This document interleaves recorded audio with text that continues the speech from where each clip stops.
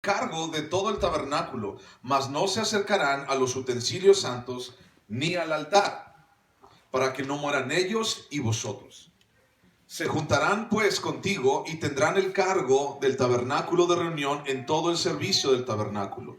Ningún extraño se ha de acercar a vosotros, y tendréis el cuidado del santuario y el cuidado del altar, para que no venga más la ira sobre los hijos de Israel.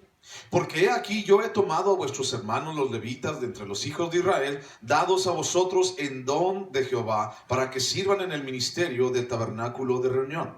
Mas tú y tus hijos contigo guardaréis vuestro sacerdocio en todo lo relacionado con el altar y del velo adentro, y ministraréis.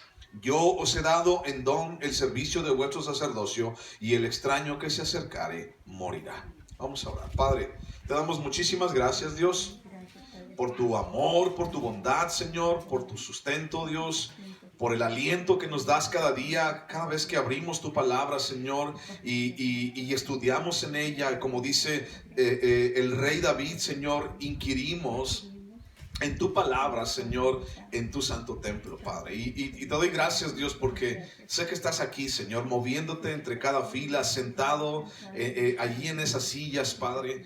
Y sé, Señor, que escuchas esto. Y sé también, Señor, que ves, que estás tocando los corazones de cada uno de nosotros, Señor, porque tú eres real. Por eso lo sé, Señor. Porque tú lo has dicho, lo prometiste, que tu palabra, Señor, es eterna, y las modas y el tiempo y el mundo y todo pasará, pero tu palabra permanece para siempre. Y es por eso que hoy, Señor, queremos llegar en tu palabra, Señor, buscar en ella, meditar en ella, Señor, trabajar, Dios, en ella. Gracias te damos por ser bueno, en el nombre de Jesús. Amén.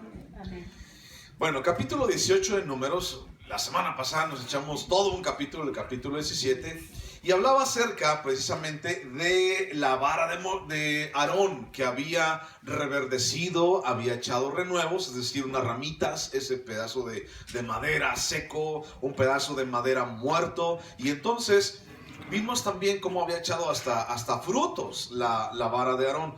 Y esto era precisamente para que el pueblo de Israel, todos los levitas y toda la gente que había visto lo que había pasado con Coré, lo que había pasado con toda la demás gente. ¿Cuánta gente murió, te acuerdas?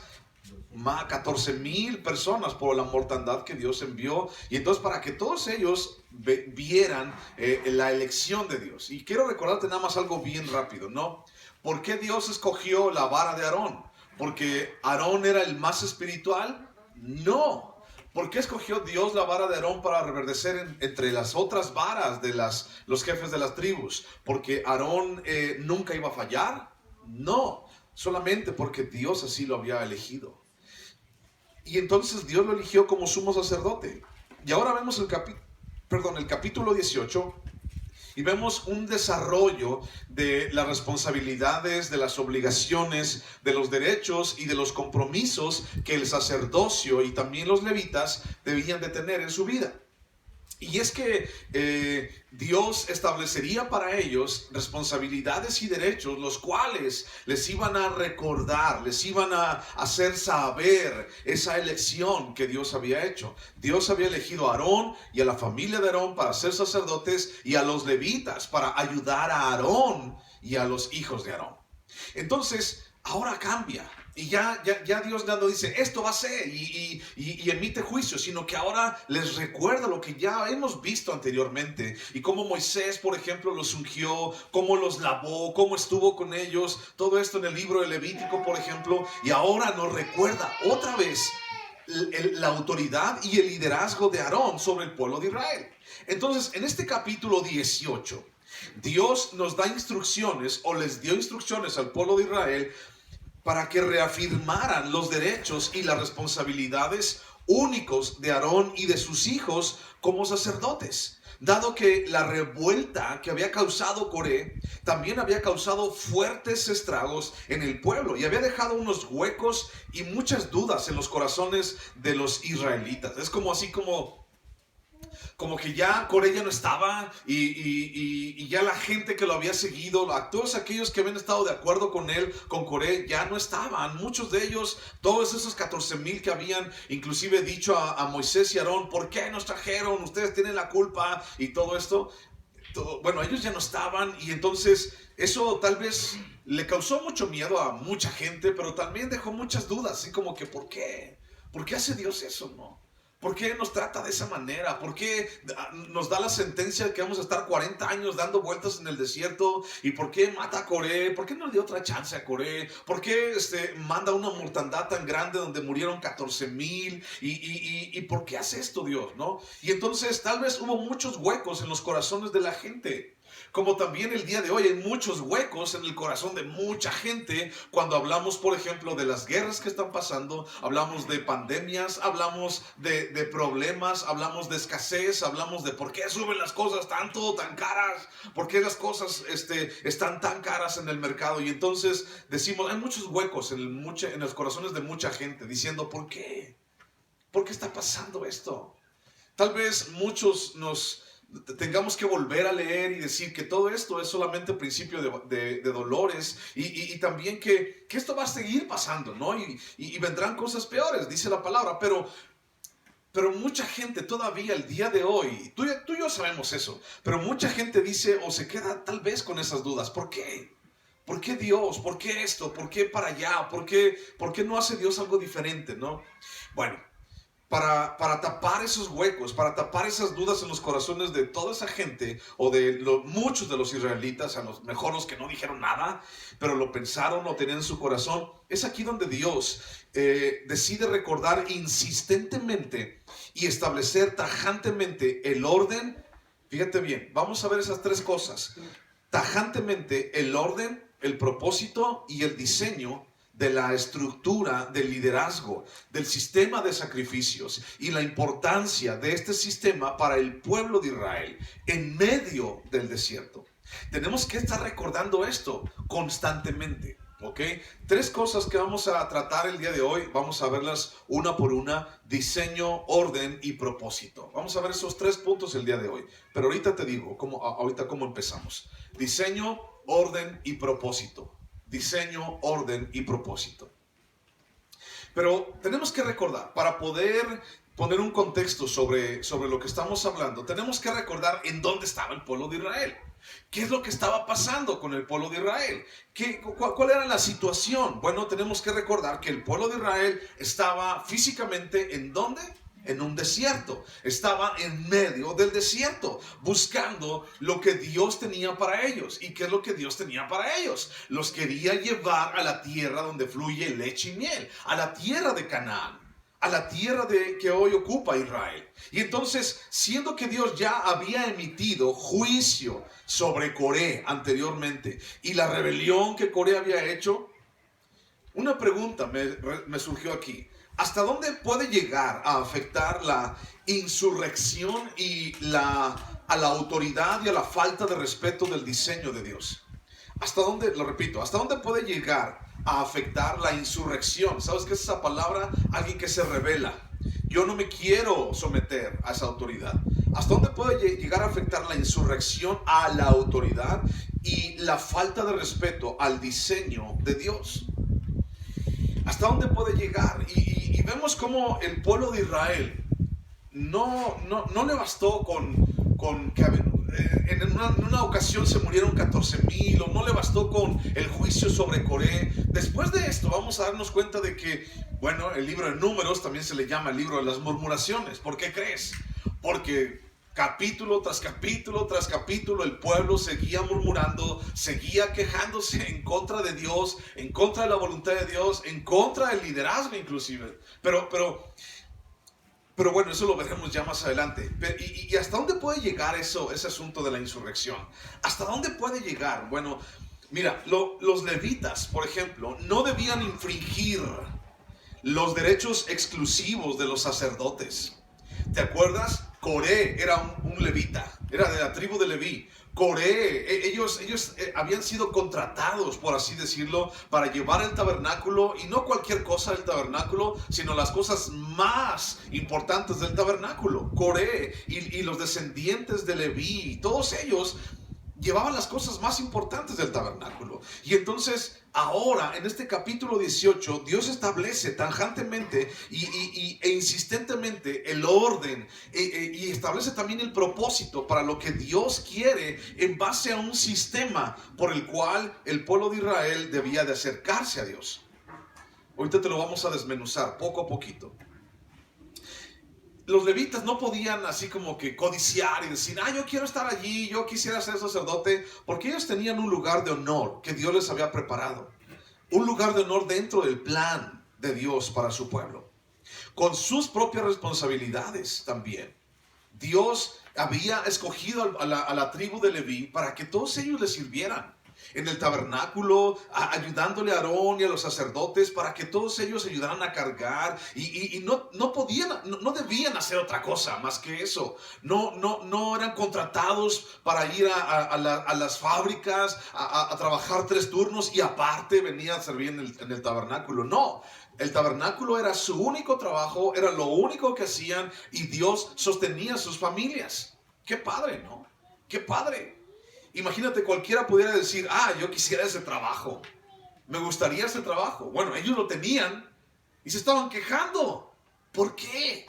Esa es una de las grandes preguntas que nos pueden surgir. O sea, tenían un trabajo tan excelente y se estaban quejando de eso. Y se estaban quejando de ese trabajo. ¿Y por qué a mí no me das esto? ¿Y por qué yo no puedo hacer esto? ¿Y por qué aquello? ¿Y Coré? ¿Y por qué los escogieron a ustedes? Yo también puedo. Yo también soy descendiente de la tribu de Leví. Yo también. Y todo esto, ¿no?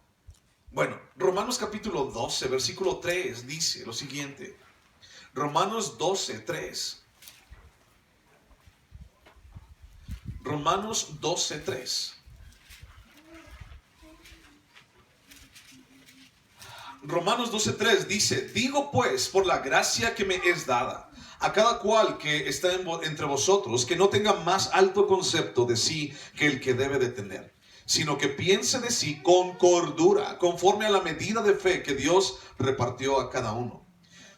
Porque de la manera en que un cuerpo tenemos muchos miembros, pero no todos los miembros tienen la misma función, así nosotros, siendo muchos, somos un cuerpo en Cristo, y todos miembros los unos de los otros.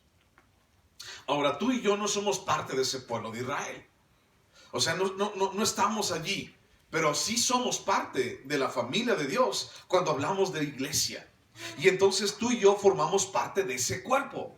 Un cuerpo que está unido en sus coyunturas por el poder de Dios y por la obra del Espíritu Santo. Entonces, dice aquí en Romanos 12:3, nadie tenga más alto concepto de sí mismo que el que debe de tener. Dice, somos un cuerpo. Y en otras palabras, cada uno tiene una razón de ser en el cuerpo. Y cada uno tiene un objetivo dentro del cuerpo. Nadie puede decir, yo no, o yo sí, o ¿por qué? Y sigue hablando acerca, por ejemplo, de dones. Y sigue hablando acerca de servicio, misericordia, presidir y todo esto. El don de fe, por ejemplo.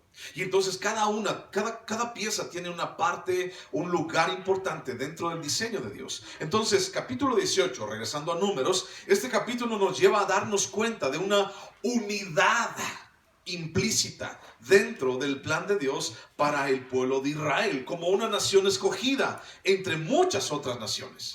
¿Ok? Nos habla acerca de unidad. Ahora, dentro de la iglesia cristiana, esa es una de las cosas que más necesitamos entender, buscar y sustentar, la unidad, ¿ok? Porque cuando tú y yo estamos aislados y cuando un rebaño, Jesús lo narra de muchas maneras, pero lo habla acerca de un rebaño y dice, cuando una oveja se aparta del rebaño, cuando una oveja va y busca por su propia cuenta, entonces puede salir herida. Y ya conocemos esas historias que Jesús decía, pero hablamos de unidad y hablamos de que en la unidad, en primer lugar, no significa la uniformidad, ¿ok? Unidad no significa uniformidad. Uniformidad significa todos iguales, todos vestidos igual, todos de la misma manera. Y entonces cuando estábamos en la primaria o en la secundaria, te pedían el uniforme para que todos se vieran iguales. O a tus hijos les piden el uniforme en la escuela para que todos se vean iguales, para que todos estén iguales. Entonces, unidad no significa uniformidad. Unidad significa todas las partes, por diferentes que sean, forman parte de un mismo organismo. Y eso es lo que somos. Somos un organismo vivo. ¿Ok? Tal vez es un poquito difícil entender el concepto, pero Dios es el que nos da. Jesús es el que nos da la vida y nos da también la vida en abundancia y nos permite ser parte de este cuerpo. Entonces, somos una unidad y dentro de esa unidad implícita, dentro del plan de Dios para el pueblo de Israel, era una nación escogida entre muchas. Y esa unidad explicada bajo la tutoría de la teocracia, en donde Dios reinaba, pero el sacerdote, los levitas y el pueblo tenían cada uno sus propias responsabilidades y derechos, era algo que Dios estaba enfatizando. ¿Ok? Teocracia. ¿Recuerdas qué significa esa palabra? Teocracia. El gobierno está en manos ¿de quién? De Dios. Teocracia, el gobierno está en manos de Dios. Entonces Dios había establecido una unidad implícita dentro de una teocracia. La teocracia significa iban a buscar a Dios. La dirección, las decisiones, Dios las tomaba dentro del pueblo de Israel. Y entonces las tomaba con un organigrama. El sumo sacerdote, los sacerdotes y luego los levitas y luego todo el pueblo. Y cada uno de ellos tenía una razón de ser. Cada uno de ellos tenía responsabilidades y cada uno de ellos tenía derechos también. Y eso es de lo que platicamos. Y queremos hablar un poquito más. Bueno, hablando de la creación, hablando de lo que Dios hizo, lo que tú y yo podemos ver a nuestro alrededor. Vamos a hablar de la creación.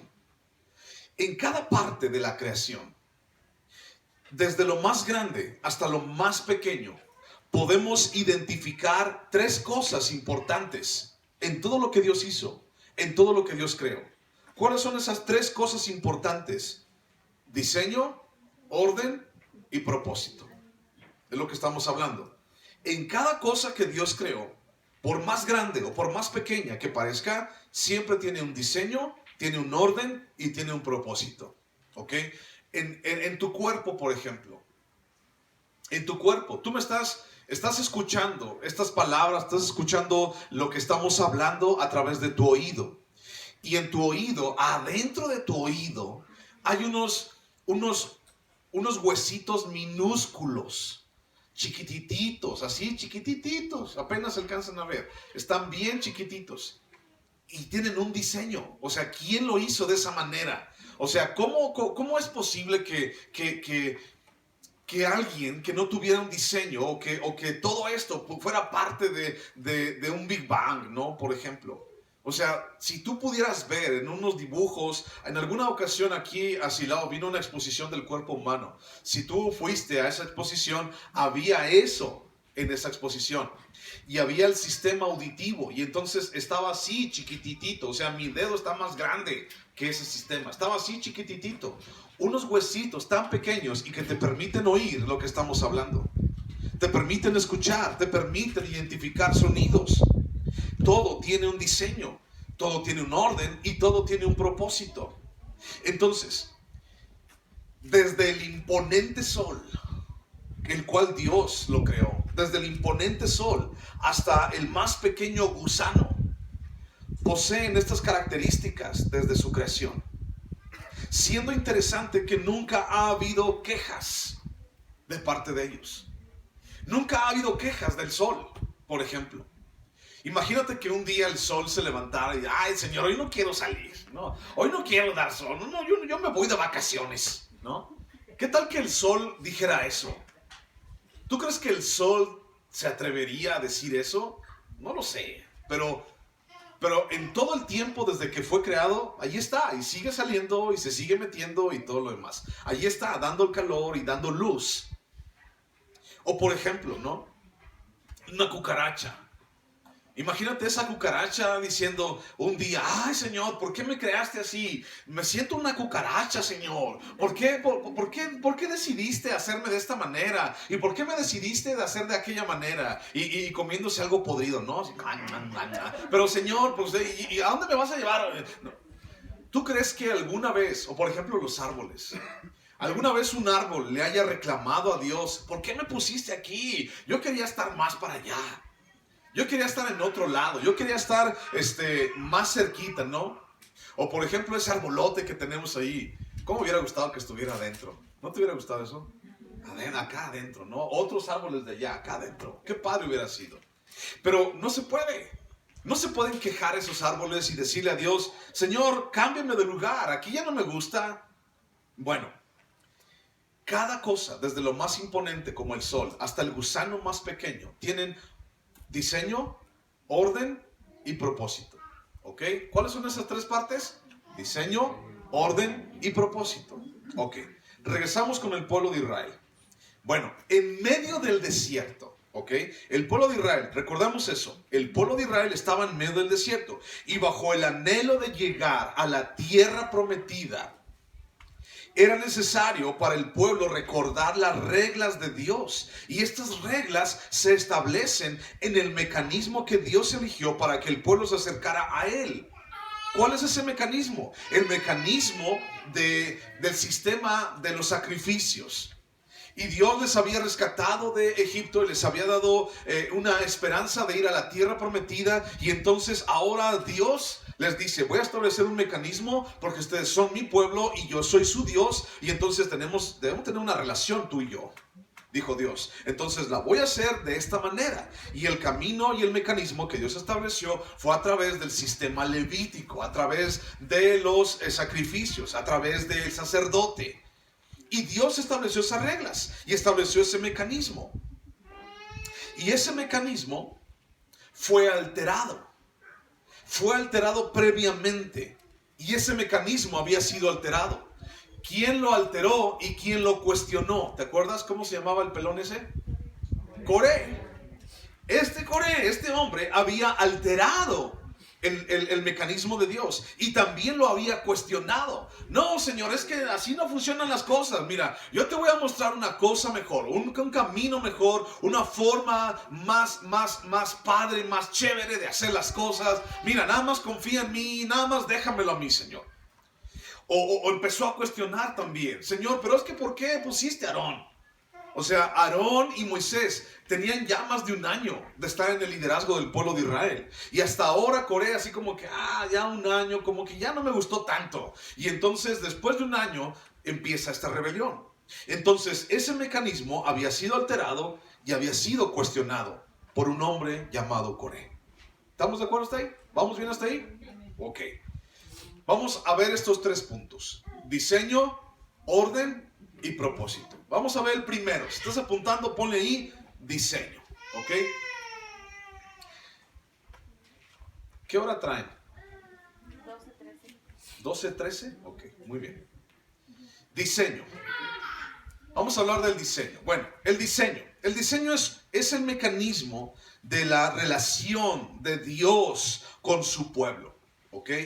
Este diseño empezaba con Moisés, estaba con Aarón, con sus hijos, los hijos de Aarón y los descendientes de Aarón. Pero también este diseño incluía a los levitas y después también incluía a todo el pueblo de Israel. Porque si tú recuerdas, Dios había dicho, yo he escogido a este pueblo para que me sean sacerdotes. ¿Te acuerdas de eso?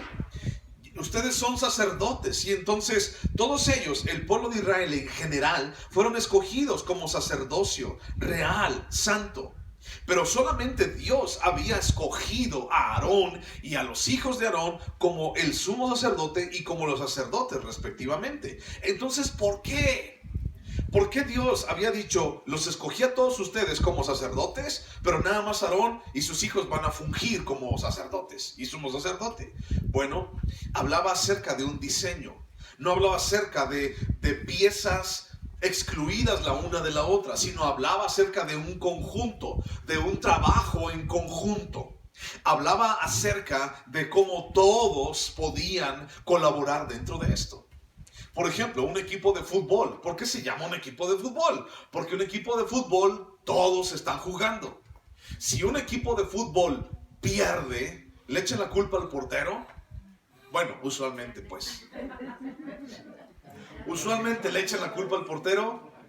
No deberían, ¿ok? Usualmente le echan la culpa al que no metió los goles. Usualmente no deberían, ¿de acuerdo?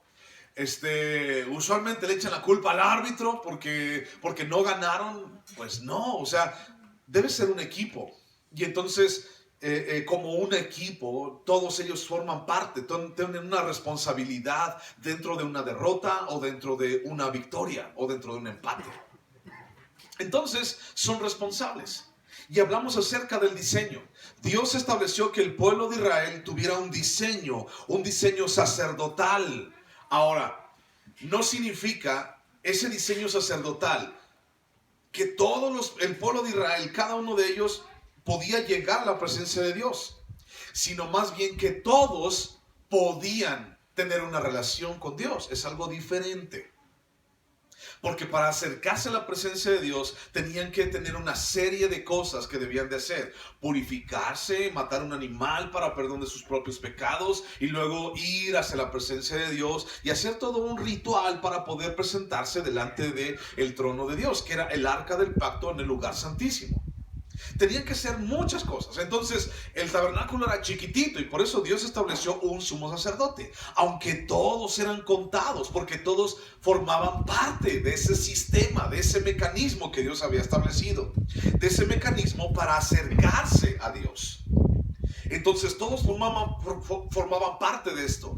¿Quiénes eran los que proveían, por ejemplo, de los animales para los sacrificios? ¿Quiénes eran los que llevaban el sustento a los levitas, a los sacerdotes? Pues el resto del pueblo también. Entonces todos formaban parte de esto. Cuando el tabernáculo se erigió, cuando construyeron el tabernáculo, ¿quién llevó los materiales para que se construyera el tabernáculo? No fueron los del pueblo de Israel. O sea, fueron todos. Y muchos, dice, se despojaron de sus joyas, se despojaron de oro, de plata, de bronce, espejos, madera y todo para poder ir a construir el tabernáculo allí en medio del desierto. Entonces era parte de todos, era una responsabilidad conjunta. Entonces cuando hablamos acerca de sacerdocio en Israel, hablamos de una responsabilidad conjunta de acercarse a Dios, de buscar a Dios, pero también de tener una relación con Dios. Ahora, eso tradúcelo a nosotros, tradúcelo al día de hoy como pueblo de Dios, como la iglesia, ¿ok? En aquel entonces una sola persona podía entrar al lugar santísimo. Ahora todos nosotros podemos tener entrada hasta el lugar santísimo por el sacrificio de Jesús, por la sangre de Cristo. Todos podemos entrar hasta allí. ¿Por qué? Porque entonces todos, el velo se abrió y todos tenemos un libre acceso a través de la sangre de Jesús. Y entonces todos tenemos la responsabilidad de acercarnos a Dios, de estar en Dios y de tener una relación con Dios. Entonces ya no es así como el sumo sacerdote es el responsable de eso y le echaban la culpa al sumo sacerdote, sino que ahora todos nosotros somos responsables de esto. Y si tu relación con Dios está medio fallona, tu relación con Dios como que no quiere caminar, entonces no le eches la culpa a nadie. Tú eres responsable de eso. Tú mismo eres responsable de eso. Pero regresamos a Israel. Dios estableció un diseño, un mecanismo para una relación entre Dios con su pueblo. Empezaba con Moisés, con Aarón, con los hijos de Aarón, con los descendientes de Aarón, con los levitas y después de todo el pueblo también. Esto era una jerarquía de obligaciones y de responsabilidades antes que de privilegios y de deleites. ¿Okay? Mucha gente pudo haber pensado como Coré. Me lo voy a imaginar, que al cabo Coré ya no me puede reclamar. Y yo creo que Coré pensó esto, ¿no? Yo quiero el privilegio que Aarón tiene. Yo quiero el privilegio que Moisés tiene. O sea, ¿yo por qué no lo puedo tener? O sea, yo también quiero que me traigan a mi casa, yo también quiero que la gente me diga, ¿acaso Dios solamente puede hablar a través de ellos? ¿Acaso no Dios es omnipotente y puede hablar a través de todos nosotros? Yo también, ¿no? Y vemos cómo era el corazón de Coré. ¿Te acuerdas cuando vino la gran mortandad a todo el pueblo de Israel? ¿Qué hizo Aarón? ¿A dónde se fue Aarón? Corrió en medio de los muertos y los vivos y cesó la mortandad, porque Aarón fue con su incensario. Y yo te recordaba ese día. ¿Tú crees que Coré pudo haber tenido ese corazón? Así como que, ay, no, pues que se mueran, ¿no? Que se mueran los feos. ¿A mí qué? Pues yo qué. Toditos los feos. Pues yo soy Coré. Y a mí Dios me puso y Dios me escogió a mí. Y entonces, esta elección de Dios para con Aarón, para con Moisés, llevaba obligaciones y responsabilidades. Vamos a ver lo que dice Números capítulo 18, versículo 1 al 4. Dice: Jehová dijo a Aarón: tú y tus hijos y la casa de tu padre contigo llevaréis el pecado del santuario, y tú y tus hijos contigo llevaréis el pecado de vuestro sacerdocio. O sea, ya empezamos ahí con cosas medias mochas. Llevarás el pecado. Versículo 2. Y a tus hermanos también, la tribu de Leví, la tribu de tu padre, haz que se acerquen a ti y se junten contigo y te servirán. Y tú y tus hijos contigo serviréis delante del tabernáculo del testimonio. Y guardarán lo que tú ordenes y el cargo de todo el tabernáculo. Mas no se acercarán a los utensilios santos ni al altar, para que no mueran ellos y vosotros. Se juntarán pues contigo y tendrán el cargo del tabernáculo de reunión en todo el servicio del tabernáculo. Ningún extraño se ha de acercar a vosotros. O sea, mucha gente pudo haber pensado: Moisés y Aarón tienen un gran privilegio. Yo quiero ese mismo foco que tiene Aarón y Moisés, ese foco de las carnitas que me hace brillar. Mucha gente quiere ese reflector. Mucha gente, como Coré, quería eso. Quería esa atención, un protagonismo dentro del plan de Dios. Yo también quiero figurar dentro de eso. Yo también quiero que a mí se me tome en cuenta. Yo también quiero. Pero Dios dijo: no, es Moisés, es Aarón. Y entonces hizo reverdecer la vara de Aarón, una madera, un palo seco. Ahora, lo interesante del diseño, estamos en el primer punto, diseño. Todo lo que Dios creó tiene diseño, orden y propósito. Estamos en el primer punto, diseño. Lo interesante del diseño es que existe para algo, existe por algo. Y el diseño siempre tiene un lugar, siempre. No hay así como que una cosa que esté fuera de diseño. O así como que Dios la haya creado y así como que, pues, ¿para qué hiciste esto, Dios? Pues no sé. Me sobraban 5 minutos de la creación y pues se me ocurrió, ¿no? ¿Tú crees que Dios pudo haber hecho algo así? ¿Tú crees que Dios pudo haber dicho: pues me sobran 6 segundos, ¿no? O 2 segundos, que al cabo mi voz lo puede todo, ¿no? Pues que se hagan, no sé, cualquier cosa, ¿no? Que se haga el chupacabras, ¿no? Ahí está el chupacabras. Señor, ¿por qué hiciste chupacabras? Pues no sé, es que me sobraban 2 segundos y tenía que decir algo para que estuviera escrito en la Biblia. ¿Tú crees que Dios hizo eso? No. Cada cosa que Dios creó tiene un propósito y sobre todo tiene un diseño. Ahorita vamos a platicar el propósito. Lo interesante del diseño es que existe por algo, para algo y tiene un lugar siempre en cada cosa. El pueblo de Israel había estado sometido a duros episodios de muerte, de juicio, de mortandad, de peste, y aún le faltaba llegar a la tierra de Canaán. El pueblo de Israel tenía un diseño. Dios estableció el mecanismo de los sacrificios, todo el mecanismo levítico tenía un diseño especial, que la gente se acercara a Dios, cumplir con ese llamado que Dios había hecho para ellos. Ustedes me serán un pueblo de sacerdotes. Ese llamado tenía que ver con ese mecanismo, y entonces ese mecanismo tenía un diseño especial. ¿Y cuál era ese diseño? De que la gente viera, todos los del pueblo alrededor, que la gente viera quién era Dios a través del pueblo de Israel. Que la gente viera el poder de Dios a través del pueblo de Israel. Que la gente viera el señorío de Dios a través de la humillación y a través de la autoridad sobre el pueblo de Israel. Es lo que Dios buscaba, ese era el mecanismo. Y aparte también, pues bueno, una relación y que la gente dijera alrededor, la gente dijera, wow, el pueblo de Israel es un pueblo envidiable porque tiene a Dios en su vida. Ese pueblo de Israel, ¿cómo quisiéramos ser como el pueblo de Israel? Vamos a dejar a Baal, a Acera, a Milcom, vamos a dejar a todos, a Dagón, a todos esos dioses changos plataneros y vamos a adorar a ese gran Dios, el Rey de Israel. Esa fue la intención, ese fue el diseño, para que toda la gente viera alrededor que a través del pueblo de Israel el poder de Dios era real y que Dios era un Dios único. ¿Te acuerdas, por ejemplo, en el libro de Deuteronomio que Dios dice, y Dios es uno? Y es una de las cosas que, bueno, algunos toman para decir que solamente es un Dios y no hay una Trinidad, pero no tiene que ver con eso. Cuando habla acerca de unidad y habla acerca de uno, también está hablando en contra del politeísmo, ¿no? Una sola deidad. Y era que todos ellos estaban rodeados de todo esto. Pueblos politeístas por todos lados. Y Dios quería establecer algo. Dios había diseñado los sacrificios. Dios había diseñado el llamado para el pueblo de Israel. Dios había diseñado todo esto que están pasando en medio del desierto, por si fuera poco, para que la gente se enamorara, para que la gente se cautivara de Dios. ¿Qué fue lo que pasó? Pasó todo lo contrario.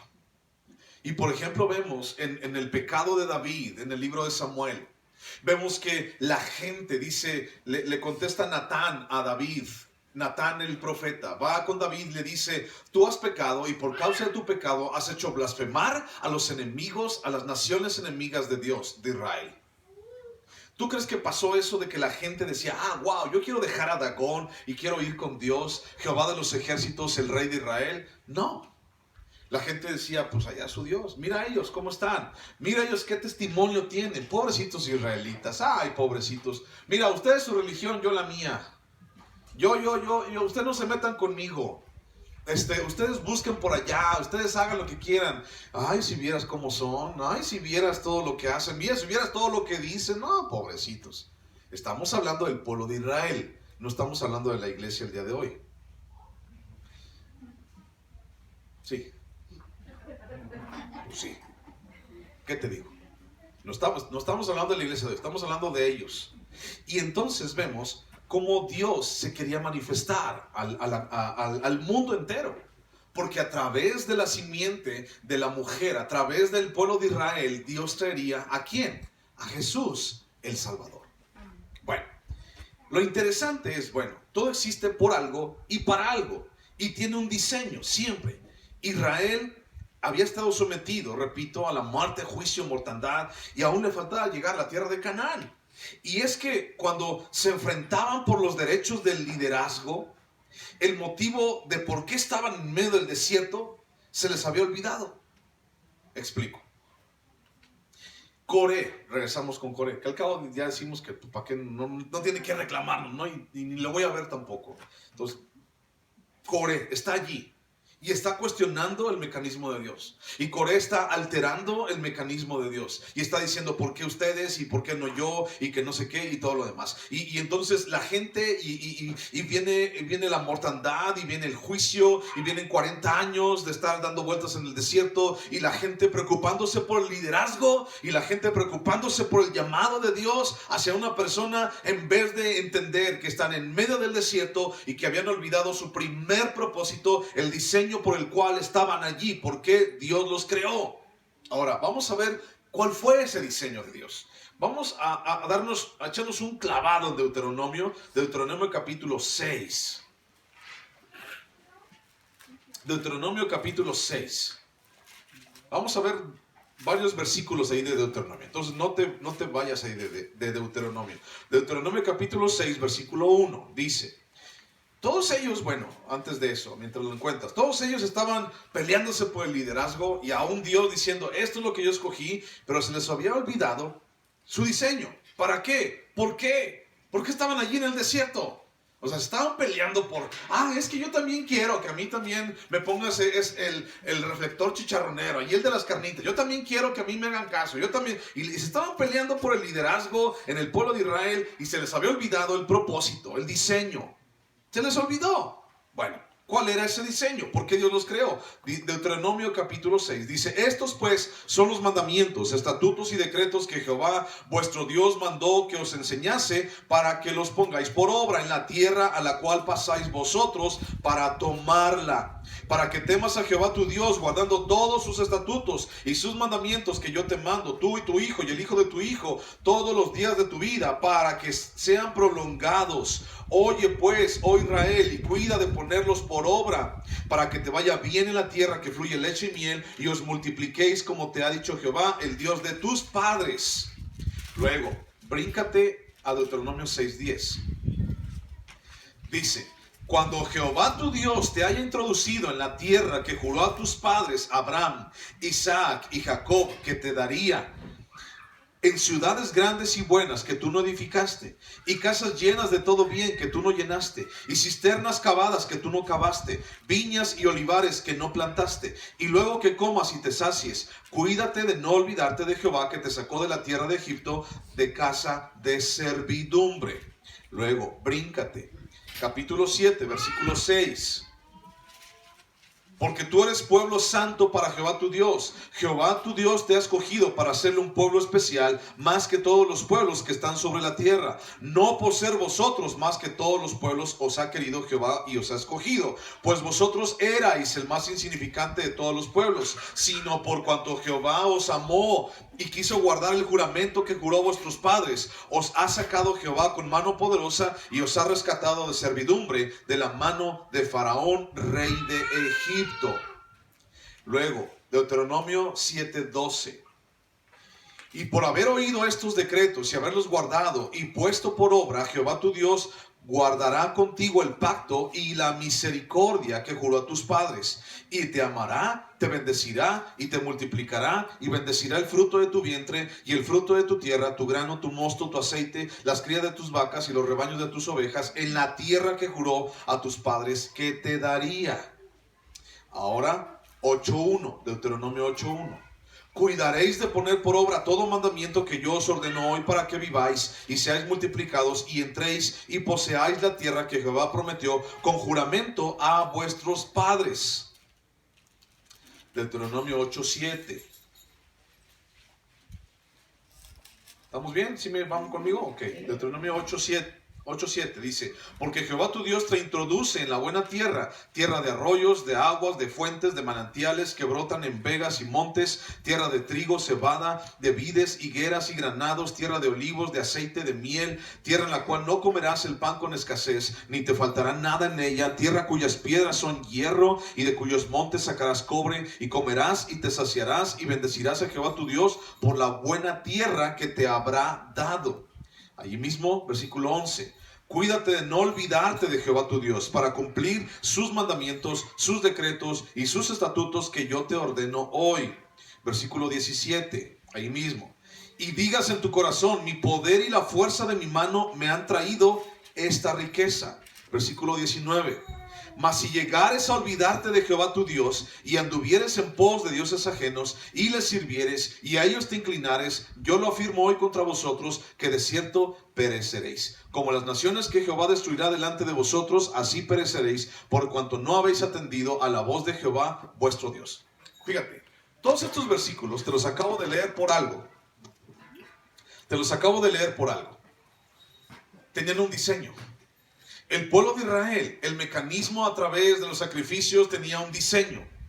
El hecho de que estuvieran en el desierto tenía un diseño. Dios no hace las cosas por casualidad, de oquis. Dios no hace así las cosas, nunca. Nada en tu vida ni en la mía. Dios las hace así. Y entonces, allí está la gente peleándose por canicas. No, es que tú tienes más tazos que yo. No, es que yo quiero tener más tazos que tú. No, es que a mí me dio nieve de chocolate. ¿A ti de cuál te dio? A ti te dio de limón. Pues es que me preguntó: ¿y tu nieve? Pues yo de limón. Y a ti te dio de limón. Y a mí me dio de chocolate. Y yo quiero tus juguetes. Y yo quiero los tuyos. Ay, no, ya no me gustan los juguetes. Ten los tuyos, te los regreso. Ay, no, yo quiero un balón. Ay, no, yo quiero este. Y estaban peleándose así. O sea, en otras palabras, pues, estaban peleándose de esa manera. Y entonces alguien pudo haberles dicho: hey, oigan, tenemos que llegar a la tierra prometida. O sea, ustedes están peleando por caniquitas, por tazos y por nieves. Tenemos que llegar a la tierra prometida. Estamos en el desierto. Tenemos que llegar allá. Y ustedes están peleando por el liderazgo y por el reflector de las carnitas. Ustedes, o sea, agarren la onda. Tenemos mucho todavía que caminar. Tenemos mucho que ponernos a cuentas. Agarren la onda. O sea, hay mucho que hacer. Ay, no, a mí déjame mis canicas. Cállate.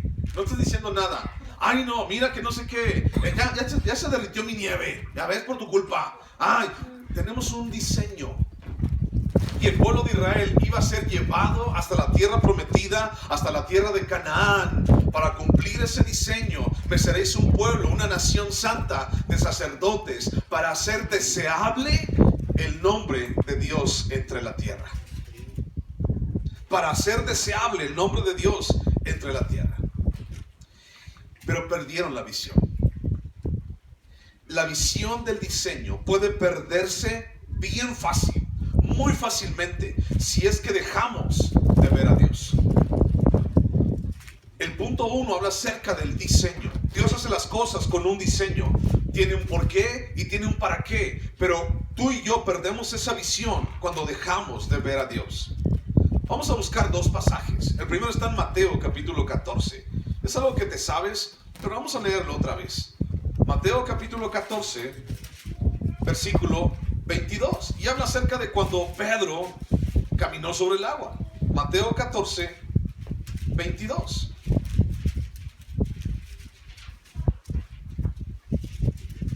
¿Te gusta el aire acondicionado? Está chido, ¿no? Para no dormirnos.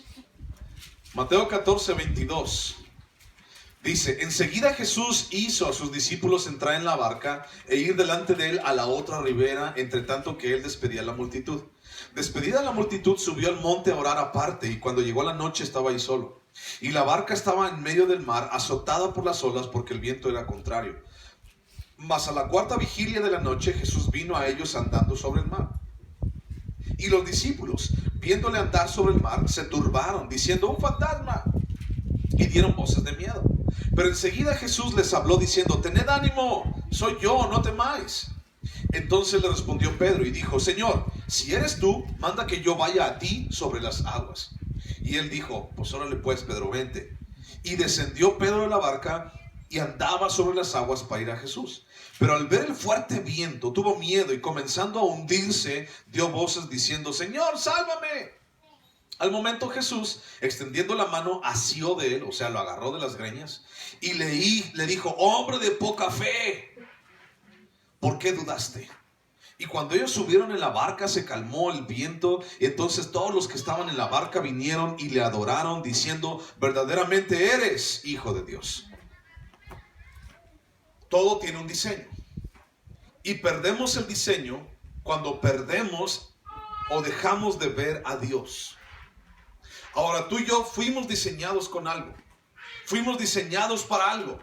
Y ese diseño en nuestra vida, tal vez en algunas ocasiones dices: ay, es que ya no sé para dónde. Ay, es que no tengo razón. Es que pues no tengo ni ton, ni son, ni... ya perdí el propósito de mi vida. Es que has perdido el diseño. Has dejado de ver a Dios. Ahora tú y yo como cristianos. Te lo he dicho otras ocasiones, ¿no?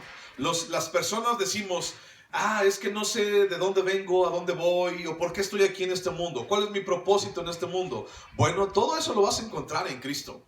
Y entonces ya sabemos de dónde venimos del pecado, ya sabemos a dónde vamos, a un lugar glorioso y celestial, y ya sabemos nuestro propósito, ya sabemos que tenemos que luchar y buscar y creer en Cristo y seguir en este peregrinaje y terminar la carrera. Y entonces ya tenemos un lugar. Y entonces ya esas preguntas fueron resueltas.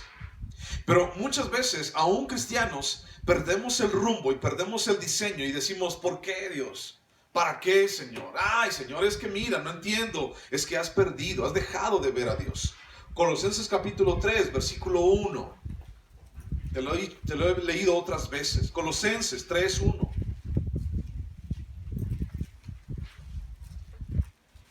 Colosenses 3:1. Vamos a leerlo todos juntos. ¿Sale? Colosenses 3:1 dice: si pues habéis resucitado con Cristo, buscad las cosas de arriba, donde está Cristo sentado a la diestra de Dios. Poned la mira en las cosas de arriba, no en las de la tierra, porque habéis muerto y vuestra vida está escondida con Cristo en Dios. Cuando Cristo, vuestra vida, se manifieste, entonces vosotros también seréis manifestados con Él en gloria. ¿En dónde deben estar nuestros ojos? En Cristo. ¿Dónde deben de estar? En Jesús, en las cosas de arriba. El reino el cual tú y yo perseguimos ya no es de este mundo. Hebreos capítulo 12. Vete a Hebreos. El reino que tú y yo buscamos ya no es de este mundo. Lo que tú y yo perseguimos ya no tiene que ver con lo que el mundo ofrece. Lo hemos dicho muchas veces. Pero muchas veces también perdemos la visión. Y sentimos que no tenemos un porqué. Y sentimos que no tenemos un para qué en esta vida. Hebreos capítulo 12, versículo 1. Dice: por tanto, nosotros también, teniendo en derredor nuestro tan grande nube de testigos, despojémonos de todo peso del pecado que nos asedia y corramos con paciencia la carrera que tenemos por delante. Eso es el diseño. Tenemos una carrera que correr por delante. Tenemos una gran nube de testigos a nuestro alrededor. Y dice el versículo 2: puestos los ojos en tus problemas, ¿no? Ok, puestos los ojos en el mundo y en las riquezas del mundo. Puestos tus ojos en que tengas salud, dinero y amor, que es lo esencial. No, dice: puestos los ojos en Jesús, el autor y consumador de la fe, el cual por el gozo puesto delante de él sufrió la cruz, menospreciando el oprobio, y se sentó a la diestra del trono de Dios. Entonces, ¿dónde deben de estar nuestros ojos? ¿Puestos en quién? En Jesús. Ahora, ¿por qué el pueblo de Israel se estaba peleando por canicas y portazos en medio del desierto? No había entendido su diseño. Habían dejado de ver a Dios. Habían dejado de entender por qué Dios los había llamado. Ahora, bueno, eso es con el pueblo de Israel. La pregunta es para ti a continuación: ¿cuántas veces hemos perdido esa visión de diseño por causa de perder la vista en Dios en tu vida? Piénsalo. ¿Cuántas veces hemos perdido esa visión del diseño por causa de perder la vista o dejar de ver a Dios? Ahora, ¿en qué hemos dejado de ver el diseño? ¿En qué hemos dejado de hacer lo que debemos de hacer? Te recuerdo, antes de entrar en esto, te recuerdo, el pueblo de Israel estaba en medio del desierto. El pueblo de Israel había sido sacado de la nación de Egipto. La iban a llevar a la tierra de Canaán, la tierra que fluye leche y miel. Dios les iba a hacer prosperar, Dios les iba a ayudar, Dios iba a echar fuera a sus enemigos. Una tierra grandiosa, una tierra envidiable. Ese era el diseño. Para eso hizo todo esto. Por eso lo sacó de Egipto. Por eso abrió el mar rojo. Por eso les dio las leyes. Por eso estableció sacrificios, para que Dios tuviera una relación con su pueblo. Todo eso tenía una razón. Ese diseño para llegar a la tierra prometida y hacer el nombre de Dios deleitable. Hacer el nombre de Dios aceptable entre las demás naciones. Hacer el nombre de Dios codiciable para las demás naciones. Ese era el diseño. Y se estaban peleando por tazos y canicas. ¿Entendemos la metáfora? ¿Entendemos? Ok. Ahora sí. ¿Cuántas veces has perdido la visión del diseño de tu matrimonio? ¿Cuántas veces has perdido la visión del diseño de tu matrimonio por andar viendo canicas y tazos en tu matrimonio? Es que tú me descobijas en la noche. Es que te llevan toda la cobija. Es que me echas hasta acá, mira, así me dejas toda la noche y todo, amanezco todo tullido. Por causa tuya me duele la espalda y el nervio asiático. Por causa tuya, mira, y es que tú compré una cama king size para todos nosotros, para ti, para mí, y tú todavía estás ahí, y no me dejas dormir. Perdemos el diseño que Dios nos da por estar peleándonos por canicas y tazos. Y es que tú no eres esto, y es que tú no eres aquello, y es que y es que y es que... Y perdemos el diseño. Y entonces, ¿en dónde está el diseño? Está en la palabra de Dios. Y seréis una sola carne, dice. Unidos en matrimonio, tomará a su mujer, dice, y señoreará sobre la creación. Y entonces perdemos el diseño del matrimonio por estar viendo lo terrenal, por estar viendo que si tengo callos, que si no, que si ahora tengo arrugas, que si me quieres, que si me veo gorda, que si me veo panzón, que si esto, que si aquel, que si... Y perdemos la idea del diseño totalmente. Perdemos todo.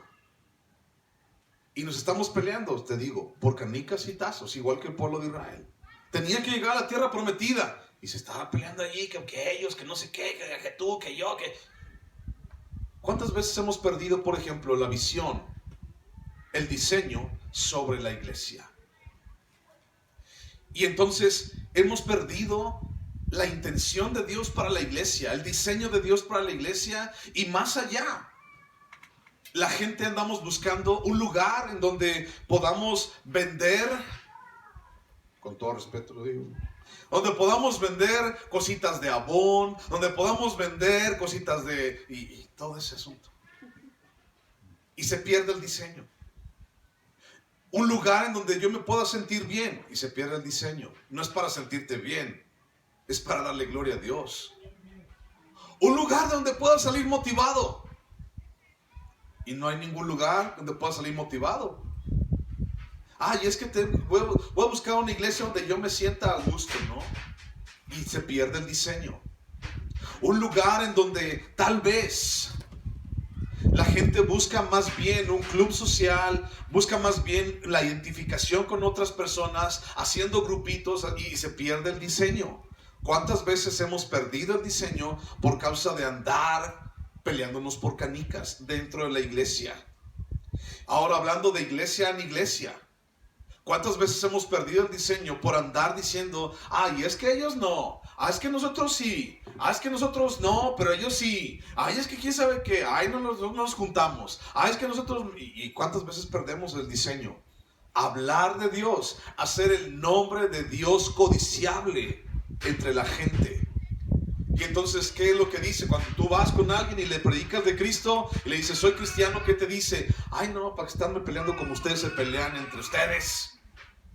Bueno, es lo que dicen. Otra, ¿cuántas veces has perdido el diseño sobre el ministerio, por ejemplo? Por andar diciendo, es que a mí sí me tomó en cuenta el pastor, o a mí no me tomó en cuenta, y yo puse todas las sillas, y yo las limpié todas las sillas y ni me saludó. Se pasó así nomás y ni me saludó, pero así al otro hermano sí lo saludó, y él nomás puso el ladrillito aquel, y ya estaba, y nomás le puso así, y lo saludó, y perdemos el diseño del ministerio por causa de andar peleándonos por canicas. ¿Cuántas veces has perdido el diseño en tu familia? O sea, la intención de Dios para tu familia, la intención de Dios para tu trabajo, para cuando andas en la calle, la intención de Dios en tus relaciones personales. Perdemos el diseño muy constantemente, una y otra vez, por andarnos peleando, por andarnos fijando en canicas y tazos. Nos dejamos envolver y nos dejamos convencer por la ineficiencia de ciertas cosas, dejando de lado el objetivo por el que estamos allí, que bien puede ser explicado con mi egoísmo. ¿Por qué dejé de ver el diseño? Porque yo quiero todo para mí. ¿Por qué dejé de ver el diseño en mi matrimonio? Porque todo tiene que salir como yo digo. ¿Por qué perdí el diseño en la iglesia? Porque todo quiere salir como nosotros digamos y no como Dios quiere. ¿Por qué perdimos el diseño en el ministerio? Porque no he aprendido a servir y más bien quiero reinar. ¿Por qué he aprendido el diseño de mi familia? Porque a mi familia son para que me sirvan y para que me digan a mí y me echen porras. Yo soy el padre. ¿Por qué he perdido el diseño en mi trabajo? Porque Dios ya no es el primer lugar en mi trabajo, en mis relaciones personales. Ya no figura Dios cuando convivo con la gente, en mis pláticas con las personas. Perdimos el diseño por el egoísmo. Porque, es que yo quiero para mí, es que mejor yo, mejor todo eso. Diseño. 2, orden. El orden conlleva autoridad, el orden conlleva dependencia, responsabilidades y derechos. El orden es una secuencia. El orden lleva respeto en sí. Ahora, versículo 3 de Números capítulo 18 dice: y guardarán lo que tú ordenes y el cargo de todo el tabernáculo, mas no se acercarán a los utensilios santos ni al altar, para que no mueran ellos y vosotros. Versículo 7 dice: mas tú y tus hijos contigo guardaréis vuestro sacerdocio en todo lo relacionado con el altar y del velo adentro, y ministraréis. Yo os he dado el don, el servicio de vuestro sacerdocio, y el extranjero que se acercare morirá. Versículo 1, 18:1. Jehová dijo a Aarón: tú y tus hijos y la casa de tu padre contigo llevaréis el pecado del santuario, y tú y tus hijos contigo llevaréis el pecado de vuestro sacerdocio. Orden. Este orden conlleva autoridad y dependencia, responsabilidades, derechos, una secuencia lógica, un respeto. Tú y tus hijos, le dice Aarón. El orden usualmente es alterado. Algo que está en orden, tú y yo lo vemos muy bonito, ¿verdad? Algo que está en orden, funcionando en orden, lo ves muy bonito. Por ejemplo, el coche al que te subes. El coche al que te subes tiene un orden, ¿cierto? Y los que saben un poquito de mecánica, el motor lleva un tiempo, lleva un orden. Primero 1, luego 3, y depende del motor. Lleva un orden. Si ese motor está fuera de orden, ¿qué le pasa al motor? No prende, no jala, no camina. Pero qué bonito es cuando todo está en orden. Te lleva a todas partes, te lleva al cine, te lleva a dar la vuelta, te trae a la iglesia, te lleva a tu trabajo, vas a dar la vuelta a quién sabe dónde, porque tiene un orden. Si tú tienes un reloj, por ejemplo, adentro tu reloj tiene un orden y está... y tiene engranes pequeños, tiene engranes minúsculos, tiene partecitas, pero todo funciona en orden y te da la hora para que no llegues tarde, y te da la hora diciendo: ¿a qué hora se acaba Alejandro? Porque ya me está dando mucha hambre, y te da un orden. Y qué bonito es cuando todo funciona en orden, ¿cierto o no? Ok. Cuando todas las partes están funcionando donde deben ser, en orden. El orden usualmente es alterado cuando una de las partes, una sola de las partes, por pequeñita que sea, busca que las cosas sean más rápidas, que las cosas salgan a su manera, o que las cosas salgan como en el tiempo que él quiere, ¿no? Es decir, no hay compromiso o hay fallas dentro del proceso, dentro de ese orden. Te voy a platicar de algo muy rápido. ¿Alguno ha escuchado hablar acerca del concepto obsolescencia programada? ¿Alguno ha escuchado hablar de ese concepto? Obsolescencia programada. La obsolescencia programada es algo que los fabricantes le ponen a todas las cosas ahorita, a los instrumentos, a las cosas eléctricas, a los coches. Por todos lados le ponen ese factor de obsolescencia programada. Te lo voy a explicar mejor de la siguiente manera. Todos ustedes conocen qué es un foco, ¿verdad? Okay. Un foco, bueno, ahorita ya no se usa tanto los focos, ya lo están descontinuando, los focos del 100. Entonces ibas y tu mamá te decía: ¿me compras un foco del 100, hijo? Del 40 mano, no, del 100, porque con ese sí le alcanzo a ver, no estoy ahí, no me traigas un foco lagañoso, tráeme un foco para que vea en la noche. Y ahí vas a la tienda a comprar tu foco del 100. Bueno,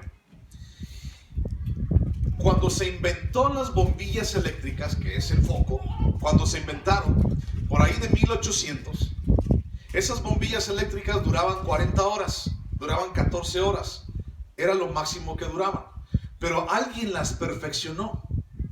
Tomás Alva Edison fue uno de los que las perfeccionó y creó, dentro de esos experimentos, creó un foco, una bombilla eléctrica, un foco. ¿Cuánto dura un foco en tu casa? No sé cuánto dure. Un foco que ha durado encendido desde el año 1901. Y todavía hasta el día de hoy, ese foco está prendido. Desde el año 1900, yo quiero un foco así, mano.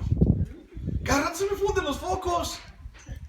Parece ser que 4 semanas, pum, ya se funde.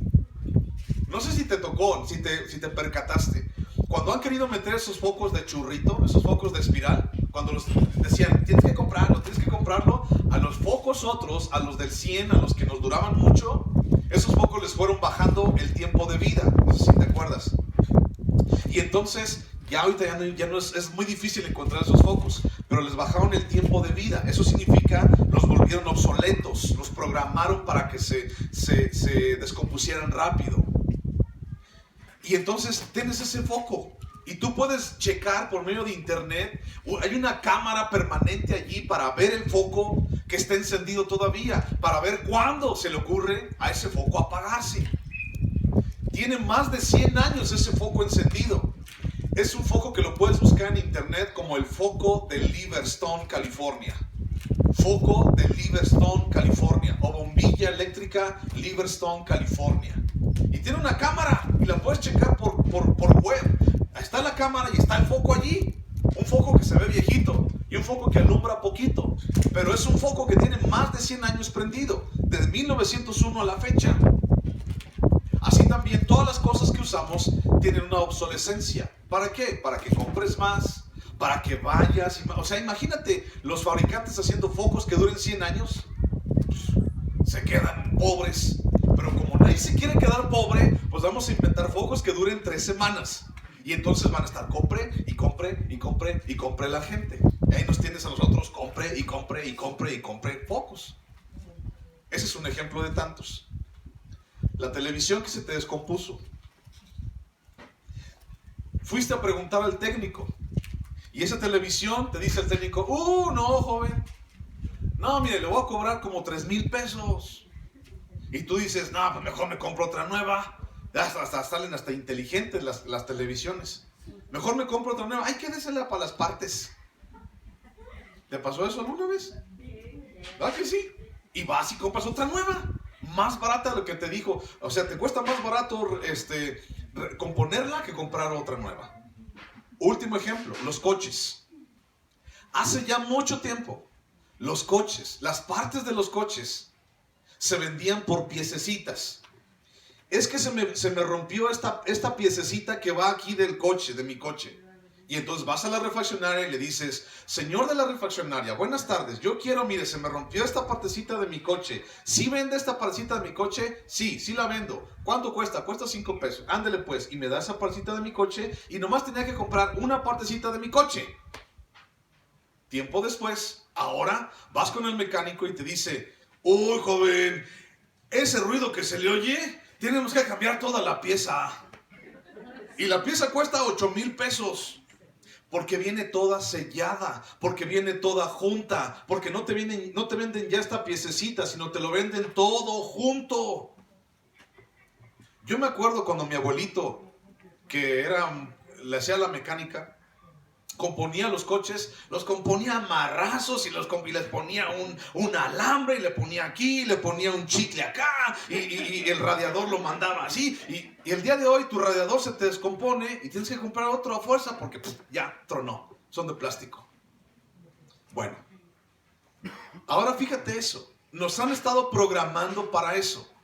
Se te descompone esto y ¿qué es lo que haces? Pues lo botas a la basura y compras otro nuevo. Te sale mejor comprar uno nuevo que reparar el otro. Fíjate eso, cómo la sociedad nos tiene así. Todo parece hermoso cuando se le ve trabajando perfectamente en orden a todo lo que tenemos alrededor. Pero cuando ese orden se altera, ¿qué hacemos? Pues lo botamos a la basura. Se bota a la basura. Y entonces, cuando alguien, por ejemplo, voy a hablar de mí, yo como padre fallo, yo como esposo fallo, si todo se puede sustituir, pues si mi esposo me falla, pues lo voy a sustituir por otro. Si mi esposa se le descompone algo, pues la voy a sustituir por otra. ¿Sí me explico? Si ya se rayó, ¿no? No, pues me sale más barato comprar una nueva que mandar a arreglar esta. Eso es lo que la gente pensamos. Y entonces los matrimonios hoy parecen desechables. Las relaciones de una y otra persona parecen desechables. Y más bien, en vez de arreglar el problema, lo que hacemos es, la más fácil es bótalo a la basura. O sea, ya divórciate. O sea, ¿para qué lo estás aguantando toda tu vida? Ya, mejor divórciate de esa vieja gritona. O sea, ¿para qué estás aguantando toda tu vida? Tantas que se mueren por ti. Ay, sí, tú. Tantas que se mueren por ti. Se mueren del susto, de hambre que los vas a tener. Pero ahí tenemos creyendo esto. Ay, sí, no, pues ¿para qué le batallo? ¿Para qué le batallas buscando una piececita si puedes comprar toda la piecesota al mismo tiempo? ¿Para qué le batallas? Aunque me salga más caro, pero sé que va a estar nuevo. Y entonces eso lo repetimos y lo traemos a nuestra vida totalmente. Entonces, fíjate, busca Gálatas, por favor. Gálatas capítulo 6. Gálatas capítulo 6.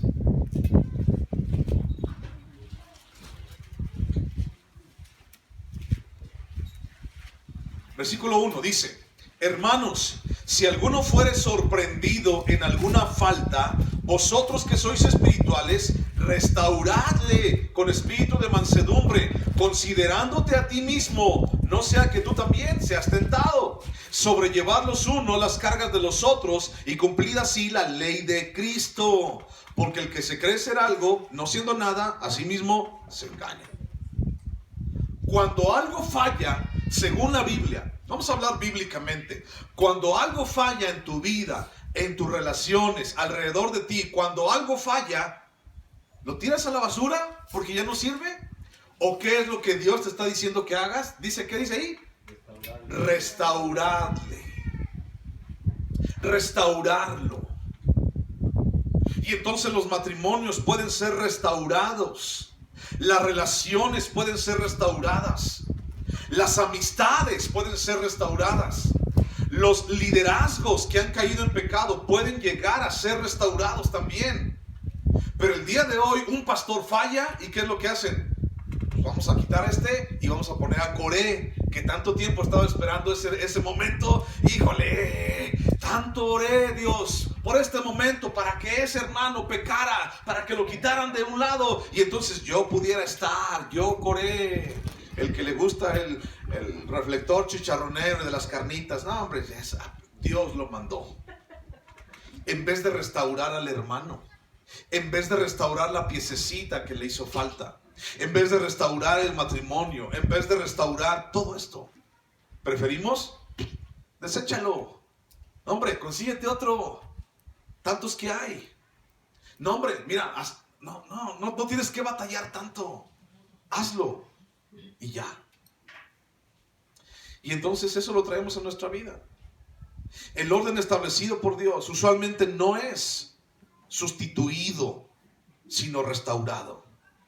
Ese orden, cuando algo se sale de orden, cuando algo se descompone, Dios no te dice sustitúyelo, Dios te dice restáuralo. Gálatas 6:1, restáuralo. Dios te dará la sabiduría, la cordura, las palabras para restaurarlo, pero tienes que hacerlo. La palabra restaurado en griego es la palabra catartizo, que significa completar totalmente. O sea, si alguien está fallando en algo, ayúdalo a completarse totalmente. La palabra catartizo significa reparar, significa ajustar, significa hacer apto, significa perfeccionar, significa remendar, significa unir. Hace como 40, 50 años, no, ya más, 50, 60 años, la gente no tenía tantas garras como tenemos tú y yo hoy. ¿Qué crees que le hacían? Cuando un vestido, cuando un pantalón, cuando algo acuérdate cómo te decía tu mamá. Cuando tu pantalón se te lo rompías de aquí de las rodillas, ¿qué le hacía? Tíralo a la basura, váyate a comprar otro en Milano, que al cabo en Milano te da la mano. Eso te decía tu mamá. Primero te da una regañada porque lo había roto. Y luego te decía, ve a traerme un parche, para ponerle un parche. Y te remendaba el agujero de tu pantalón. Y te decía, todavía sirve. ¿A cuántos de ustedes les tocó ponerse los tenis o los zapatos de sus hermanos mayores? Cuando ya estaban así, ay, mamá, mira, ya ni siquiera tienen dibujo. Ay, mamá, mira, piso un chicle y ya sé de qué sabor es el chicle. Póntelos, todavía aguantan. Anteriormente había zapateros. Ahorita ese oficio está desapareciendo. Porque los zapatos, cuando se les acababan las suelas, cuando estaban lisos, cuando se rompían, empezaban a hablar los zapatos. Ibas con el zapatero para que el zapatero los cosiera otra vez, les pusiera tapas nuevas, tacón nuevo y les quitara todo y les quitara hasta el mal olor, les quitaba. Y tenías tus zapatos boleaditos, todos bonitos y otra vez nuevecitos. Los restauraba porque no había dinero para andar comprando tantos zapatos, ni había tantas zapaterías como ahora, ni había tantos créditos, pagones chiquitos para pagar poquito toda la vida. No había tanto de eso. La gente tenía poca ropa, la gente cuidaba su ropa. La gente la surcía, la cosía, costureras, zapateros, todo eso ha ido desapareciendo. ¿Por qué? Porque el mecanismo es, se rompe, no te sirve, está fuera de orden, tíralo. Cómprate otro. A ver, tira el coche que no te sirve, el que te dejó tirado. Tíralo a la basura. Ay, no, pues, a ver, pues, ¿qué haces? Lo reparas, ¿no? El mecanismo, el orden establecido por Dios usualmente es repáralo, reméndalo. Vuélvelo a coser, vuélvelo a poner a trabajar. Hay mucho en nosotros mismos que Dios tiene que todavía surcir, coser, reparar para volver a ponerte a trabajar. Todavía Dios no ha terminado contigo, mi hermano. Tal vez has sido roto, tal vez has sido, llegaste otra vez a la presencia de Dios todo agujereado. Llegaste como esos zapatos de antes, todos así hablando, ¿no? Pero llega a los pies de Cristo para que te restaure, te repare, te componga y te vuelva a usar. Escucha lo que te voy a decir. Tú no eres desechable. Jesús te compró con su sangre. Tú no eres desechable. Lo que hace Dios contigo y trata de hacer contigo es esta palabra, catartizo. Remendarte, coserte, restaurarte, volverte a poner a trabajar. Que para eso fuiste llamado y para eso fuiste diseñado. 2, orden. 3 y último, propósito. Propósito está en versículos 5 al 7 y dice: y tendréis cuidado del santuario y el cuidado del altar para que no venga más la ira sobre los hijos de Israel. Porque he aquí yo he tomado a vuestros hermanos los levitas de entre los hijos de Israel, dados a vosotros en don de Jehová, para que sirvan en el ministerio del tabernáculo de reunión. Mas tú y tus hijos contigo guardaréis vuestro sacerdocio en todo lo relacionado con el altar y del velo adentro, y ministraréis. Y yo os he dado en don el servicio de vuestro sacerdocio, y el extraño que se acercare morirá. Si quieres ser usado otra vez por Dios, nada más deja que Dios te vuelva a restaurar. Y como fierro viejo, deja que Dios te meta al fuego. Y deja que Dios te pase una lija encima, aunque te raspe. Y deja que Dios te meta otra vez a la fragua. Paz, paz, paz. Y deja que Dios te saque otra vez filo, como una espada, bien afiladita. Duele, sí duele. Pero Dios restaura, Dios no desecha. Punto 3 y último, habla acerca del propósito. Diseño, orden y propósito. Dice: y tendréis cuidado del santuario y del altar para evitar la ira y el juicio de Dios. Todo tenía un propósito. Y en este capítulo 18 también tiene un propósito, para que la ira y el juicio de Dios no venga otra vez sobre el pueblo. Dios ordenó este plan para la protección del pueblo de Israel. Eso se llama gracia. Sacerdotes y levitas eran responsables de su sacerdocio y del tabernáculo, y de lo contrario, ellos cargarían la culpa. Había una gran responsabilidad sobre ellos. Dice: el pecado del tabernáculo, el pecado de tu sacerdocio será sobre ti si tú no haces las cosas bien. Había una gran responsabilidad de guardar la pureza ritual al acercarse a Dios y a su santuario y evitar que alguien más hiciera lo contrario. Tenían que buscar que la gente se presentara a Dios puro, digno, sin mancha. Dios en su gloria provee de este mecanismo para que el pueblo se relacionara con Él. Pero qué gran responsabilidad estaba cargando Aarón y los sacerdotes sobre sus hombros. Al ser mediadores entre Dios y los hombres, se encontraron con el paso del tiempo que sus esfuerzos eran inútiles y todo se pervirtió. En conjunto se pervirtió. Levitas, sacerdotes, todo el sistema de Levítico se pervirtió. El propósito real se pervirtió y la gente, más bien buscando el diseño de Dios, buscaban su propia idea. Buscando el propósito de Dios, buscaban su propio propósito. Buscando el orden de Dios, mejor buscaban su propio orden. Y entonces se crearon religiosos.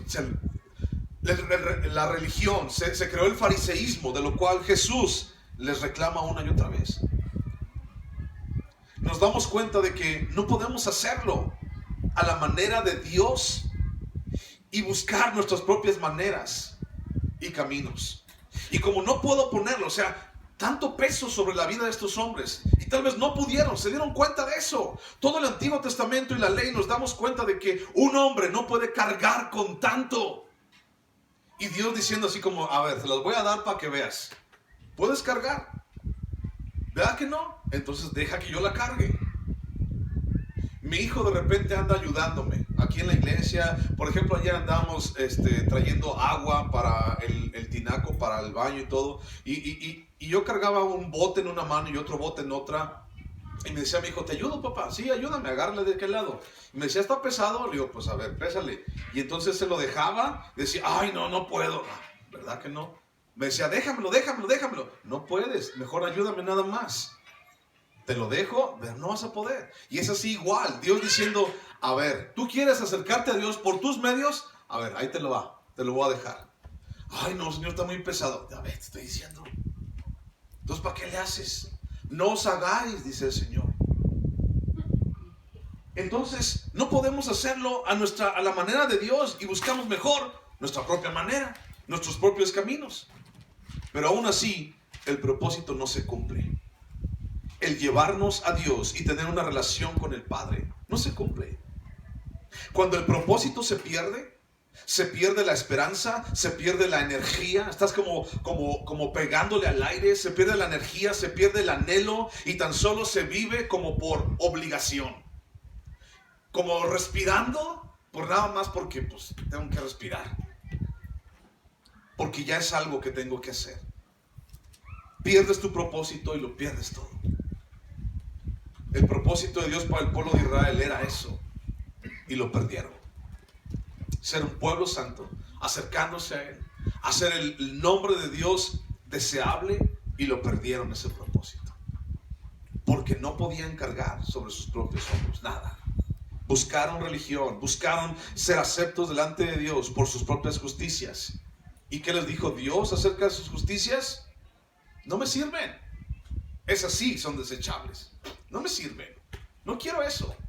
Quiero tu corazón. Quiero mi relación contigo. Y es algo que Dios establece ahora en el Nuevo Testamento. Dios diciendo, yo quiero mi relación con la gente. De tal manera Dios te amó que mandó a su único hijo. Y hay una relación. Yo quiero otra vez esa relación. Yo quiero estar contigo. Y tú y yo menospreciándolo. Y tú y yo yéndonos a otro lado. Y tú y yo peleándonos por canicas. Y Dios diciendo, yo quiero mi relación contigo. Hey, aquí estoy. Ven conmigo, aquí estoy, yo te puedo hacer bien, yo soy bueno. Y tú así, no, pero es que tú, no, pero es que yo, no, pero es que por causa tuya, la mujer que me diste, Señor, ¿ya ves? Y perdemos el diseño, y perdemos el orden, y perdemos el propósito, y queremos echar todo a la basura, y queremos comenzar de nuevo. Pero Dios te dice, repáralo, confía, ve a Dios, y no pierdas el propósito, no pierdas el camino. No pierdas tu esperanza. Último pasaje, con este terminamos. Primera de Pedro, capítulo 1, versículo 3. Primera de Pedro, capítulo 1, versículo 3. 1:3. Pedro 1:3.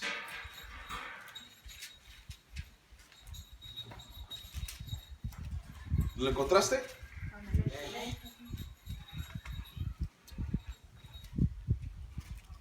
Te voy a leer desde el versículo 1. Fíjate bien lo que dice, porque aquí viene parte del propósito. Dice: Pedro, apóstol de Jesucristo, a los expatriados de la dispersión en el Ponto, Galacia, Capadocia, Asia y Bitinia, elegidos según la presciencia de Dios Padre en santificación del Espíritu, para obedecer y ser rociados con la sangre de Jesucristo. Gracia y paz os sean multiplicadas. Bendito el Dios y Padre de nuestro Señor Jesucristo, que según su grande misericordia nos hizo renacer para una esperanza viva por la resurrección de Jesucristo de los muertos, para una herencia incorruptible, incontaminada e inmarcesible, reservada en los cielos para vosotros, que sois guardados por el poder de Dios mediante la fe, para alcanzar la salvación que está preparada para ser manifestada en el tiempo postrero. Dios te llamó para algo. Diseño, orden y propósito. No lo pierdas. No lo pierdas. Deja que Dios actúe. Deja que Dios haga.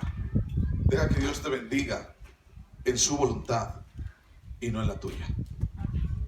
Cierra tus ojos, vamos a orar.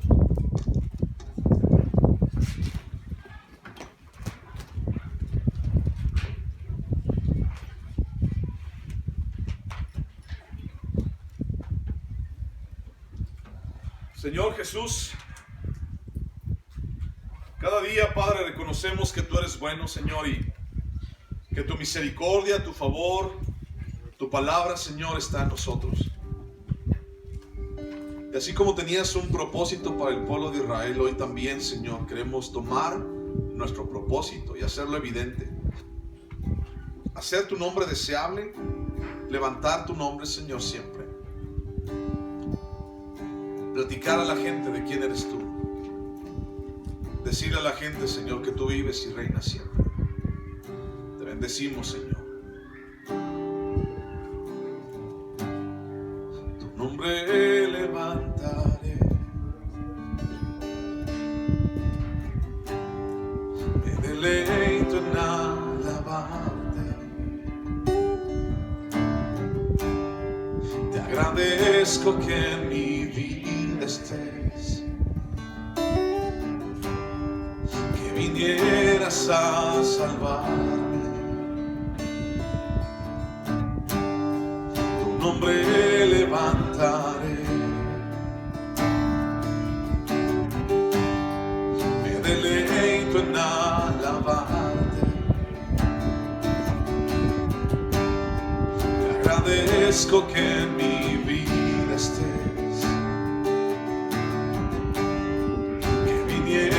a salvarme. Dejaste el trono para mostrarnos la luz de tu trono a la cruz, y mi deuda pagar de la cruz al morir, de la muerte a tu trono, tu nombre levantaré. El trono para mostrarnos la luz de tu trono a la cruz, y mi deuda pagar de la cruz al morir, de la muerte a tu trono, tu nombre levantaré. Tu nombre levantaré, tu nombre levantaré. Gracias, Padre, porque tú no nos desechas, porque somos importantes para ti, porque Dios nos restauras, nos llevas en tus manos. Tan solo llévanos, Padre, a nunca perder nuestra visión de ti, de lo celestial, de lo eterno, del Hijo de Dios. Ayúdanos, Señor, a cada día cumplir nuestro propósito. Perdernos, Señor, en tu presencia. Morir más en nosotros y enaltecer tu nombre siempre. Te damos gracias, Dios. A ti sea la gloria en el nombre de Jesús, Padre. Amén, Señor. Amén. Que Dios te bendiga. Muchísimas gracias por estar aquí. Gracias. Un abrazo para todos. Amén. Acuérdense la junta para los papás de los jóvenes. Junta para los papás de los jóvenes, por favor.